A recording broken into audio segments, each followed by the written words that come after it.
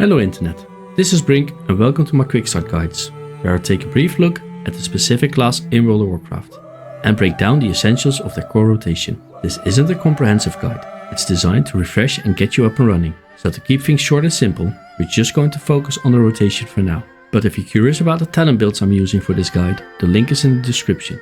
Today we're talking about the Vengeance Demon Hunter. Vengeance Demon Hunter can get complex when playing at a higher level, but since it's a beginner's guide, I'm going to try very hard to not get lost in details and keep things as simple as possible.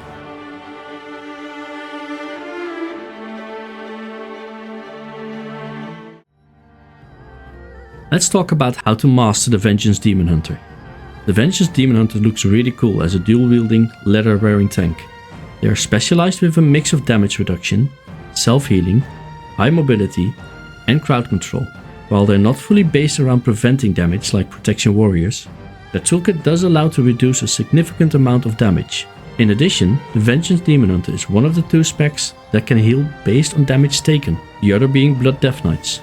Vengeance Demon Hunter is built around a dual resource system, Soul Fragments and Fury. Soul Fragments heal you based on recent damage taken, while Fury fuels your core abilities. Mastering both is key to survival.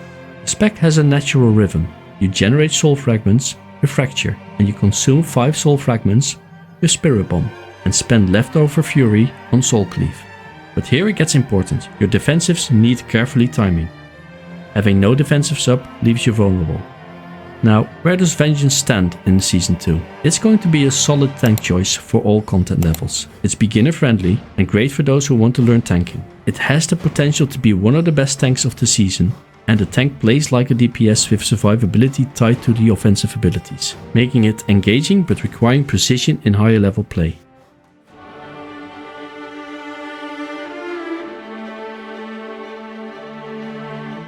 First up, understanding your general rotation. As stated before, Vengeance Demon Hunter is built around a dual resource system, Soul Fragments and Fury. So let's start with understanding the basics first. We will get to the damage reductions and cooldowns later. You generate soul fragments with Shear or Fracture, depending on what talent you choose. Because Fracture does more damage and generates 2 soul fragments, I will stick with this for this guide. It's an instant spell and it generates Fury. Then for your second ability, Soul Cleave. This ability consumes Fury and 2 soul fragments. Consuming soul fragments will heal you for a certain amount based on the damage you take. You might as well get used to pressing these 2 abilities and understand why you're pressing these, as they are by far the most pressed out of all of your abilities. That doesn't make him the most important, but we will get to the real fun stuff in a bit. Next up, you have Sigil of Flame. You place this on the ground and it activates after 2 seconds. It deals a burst of fire damage and attack power, and an additional fire damage over 8 seconds, to all enemies standing inside the sigil. You want to use this ability as much as possible. You also have Sigil of Spite. You place a demon sigil at the ground location that activates after 2 seconds. When it detonates, it deals a huge amount of chaos damage, and it shatters up to 3 lesser soul fragments for enemies affected by the sigil, but it deals reduced damage beyond 5 targets. Then you have Immolation Aura. You engulf yourself in flames, radiating fire damage over 6 seconds. You want to use this ability as much as possible. And now for your coolest ability, Metamorphosis. This ability comes in a 3-minute cooldown, and it transforms you into a demon for 15 seconds, increasing current health by 40%, healing for that amount, and increasing your armor by 200%. You're basically unkillable when you're in Metamorphosis. And the cool thing is, with a talent Rush of the Chaos, can lower its cooldown to 2 minutes. Then you have Fel Devastation. This spell unleashes a breath of fire, damaging enemies in front of you for 2 seconds. The cool thing of this ability, it also heals you for around 50% damage that you deal.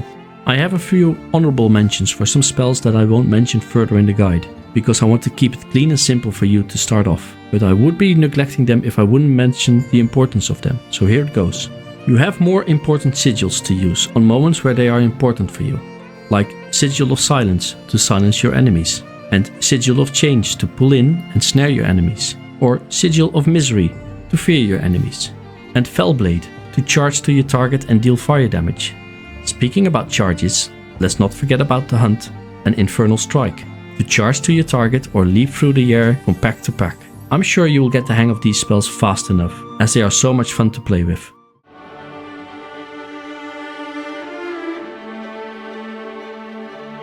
With all this out of the way, let's talk about how to optimize your rotation as a Vengeance Demon Hunter. In single target, the key is avoiding wasting Fury. Soul Cleave hits hard, so you want to cast it as often as possible without letting other abilities sit idle. The trick: hover near your Fury cap and spend just before you overcap.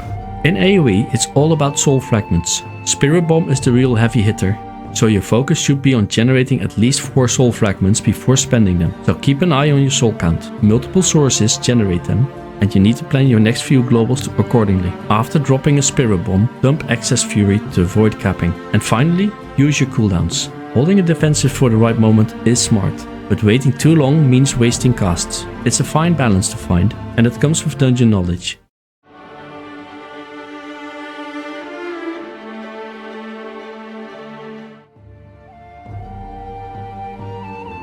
Vengeance isn't just about surviving, it's about keeping up an aggressive, consistent rotation. Here's how to do it right. First, maintain Sigil of Flame whenever it's about to cap on charges. Keep Immolation Aura active as much as possible for both damage and resource generation. Next, use your big cooldowns. Abilities like Brand, Metamorphosis, The Hunt, Sigil of Spite should be cast on cooldown unless you need to hold them briefly for a defensive moment. For AoE, spend souls on Spirit Bomb whenever you have 4 or more. In single target, spend Fury on Fel Devastation and Soul Cleave if you're about to overcap, or if you can't reach 4 souls in the next couple of globals. Soul generation comes from abilities like Fracture, Soul Carver, Sigil of Spite and Immolation Aura. If you come close to 4 souls, prioritize using them. Fury, on the other hand, comes from a few multiple sources, so spend it wisely. Defensively, you can hold Fel Devastation, Fairy Brand and Metamorphosis for a short period if needed, but because of their relative short cooldowns, it's usually best to use them as often as possible.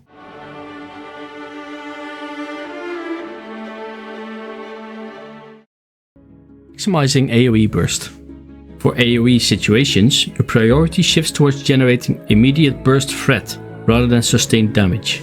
Instead of following the standard rotation, if possible, open with a pooled Spirit Bomb to hit all targets instantly. Immediately follow up with an Immolation Aura for sustained AoE damage and drop a Sigil of Spite. Ensure all enemies are inside the sigil. If needed, use Fracture to generate extra souls, then unleash another Spirit Bomb for even more AoE burst damage. From here, continue with Fracture to maintain the resource flow, Soul Carver for high burst damage and additional souls, Spirit Bomb to keep up the pressure. Repeat Fracture, then Spirit Bomb as needed.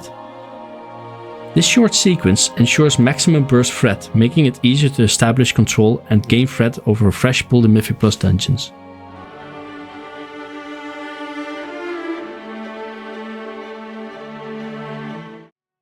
For this opener, I'm playing the Aldrachi Reaver hero tree. This build focuses on maintaining short duration buffs. Key mechanic here is Reaver's Glaive, which activates after consuming 20 souls and grants you 2 buffs. Rending Strike empowers your next Fracture, increasing damage and applying Reaver's Mark, a stacking debuff that makes the target take 7% more damage. Glaive Flurry boosts your next Soul Cleave, making it deal extra damage and cast Fury of the Aldrachi 3 times, hitting all enemies. The second buff you consume gets double the effect of bonus damage, so the order matters. Single target, use Soul Cleave first for maximum damage. AoE, use Fracture first, so Soul Cleave triggers 6 slashes instead of 3. Keep Reaver's Mark applied to the longest living target and make sure to maintain the cycle of sustained damage. For the opener, precast Sigil of Flame at the enemy's location. If talented, fire off the Hunt to trigger Art of the Glaive. Use Reaver's Glaive to activate the buffs. If carrying over resources from the previous pool, open up with a Spirit Bomb. Immolation Aura for damage and Fury generation. If you have more than 50 Fury, cast Fel Devastation for burst damage and healing. Once enemies are grouped, activate Metamorphosis. Use Fracture, ensure you don't cap on souls or Fury. Apply Fairy Brand for the fire damage buff. Start spending Fury with Soul Cleave. At this point, you can transition into the main rotation. I will explain the main rotation next. For the regular rotation, Reaver's Glaive, use when no empowered abilities are available. The Hunt, use as an opener. Sigil of Spite, Fairy Brand, apply it if no targets are affected. Soul Carver, use when Fairy Brand has at least 3 seconds left. Fel Devastation, use only when Fairy Brand is still active for synergy. Sigil of Flame, refresh only when Student of Suffering expires. Immolation Aura, keep active for Fury and AoE damage. Fracture, use it empowered by Reaver's Glaive. Empowered Soul Cleave, use immediately after Fracture for maximum value. Spirit Bomb, cast when you have 4 or more soul fragments. Fel Blade, use it when you run of 80 Fury. Soul Cleave, use if you're out of soul fragments and can't generate more. Pro Glaive, use it out of range or as a filler. That's the full breakdown. Keep the cycle going and you'll maximize both damage and survivability.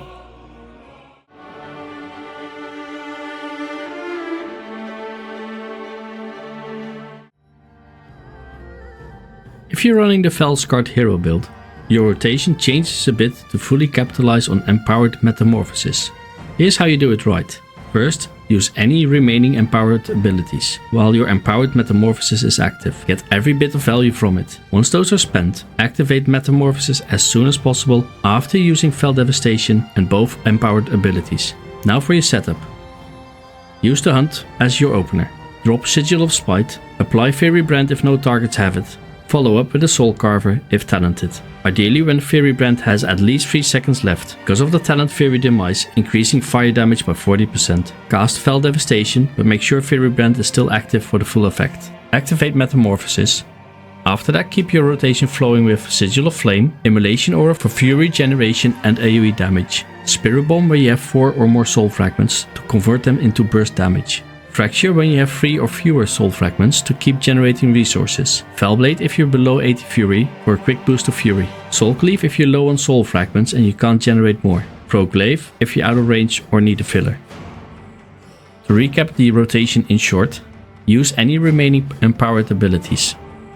Use the Hunt, drop Sigil of Spite, apply Fairy Brand, cast Soul Carver, cast Fel Devastation, activate Metamorphosis, Sigil of Flame, Immolation Aura, Spirit Bomb at 4 or more soul fragments, Fracture at 3 or fewer soul fragments, Fel Blade if under 80 Fury, Soul Cleave if you're low on soul fragments and can't generate more, Pro Glaive as a filler. And don't worry if you feel like you're making mistakes, it shouldn't be a huge problem.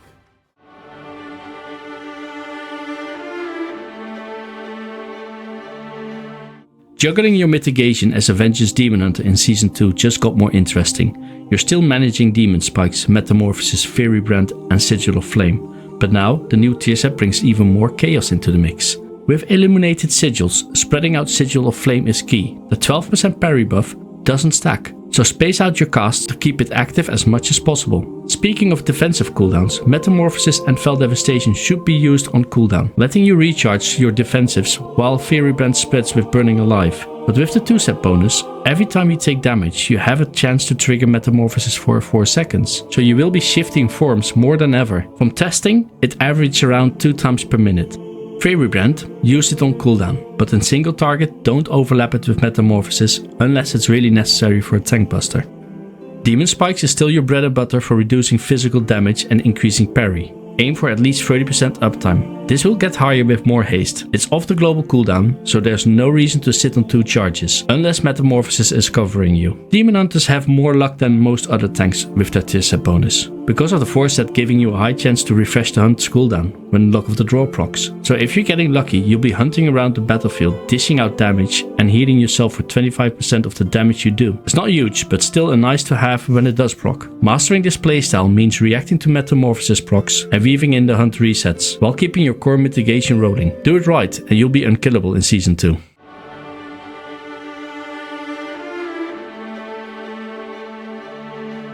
Blizzard has done its best to bring both hero talent trees closer to one another for Season 2. Fel Scarred was the most popular in Season 1, but the Aldrachi Reaver is in a really good spot right now. Both talent builds are viable for high level tanking and definitely fun to try out and experiment with. So my advice is, pick the one you like the most and leap in. If you would like to see a good deep dive of these hero talents, I can definitely recommend my friend's talent guide, Should Be Grim. A link up the screen now or at the end of this video. Check him out, he makes really good Demon Hunter content.